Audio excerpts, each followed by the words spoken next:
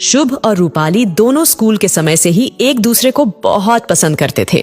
दोनों साथ साथ स्कूल से कॉलेज में भी पहुंच गए। फिर कुछ दिनों बाद दोनों की साथ साथ अच्छी नौकरी भी लग गई और देखते ही देखते उनकी पसंद एक दिन प्यार में बदल गई। दोनों के घर वालों को भी उनके रिश्ते से कोई ऐतराज नहीं था। उन्होंने भी उनके रिश्ते पर मोहर लगा दी थी। पर एक दिन शुभ के माता पिता रूपाली के माता पिता से मिलने की इच्छा लेकर रूपाली के घर गए थे। उस दिन से रूपाली कुछ उदास और बुझी बुझी सी रहने लगी थी। कई बार शुभ ने उससे कारण भी पूछा, लेकिन रूपाली ने हर बार कुछ न कुछ बहाना बताकर टाल दिया। समय बीतता रहा, शादी का दिन भी नजदीक आ गया। दोनों तरफ शादी की तैयारियों की धूम थी। यदि कुछ नहीं था तो वह थी रूपाली के चेहरे में रौनक। शुभ भी रूपाली की वजह से परेशान रहता था। फिर एक दिन उसने वजह पता लगाने की कोशिश की, पर सफल नहीं हो सका। दरअसल शुभ के माता पिता ने रूपाली के माता पिता को शुभ से कुछ भी बताने से मना कर रखा था। शादी वाला दिन भी आ गया। इधर शादी की रस्में चल रही थी, तभी शुभ के पिता ने रूपाली के पिताजी को एक किनारे पर बुलाया और उनसे धीमे शब्दों में कुछ बातें करने लगे। शुभ के पिता ने क्या कहा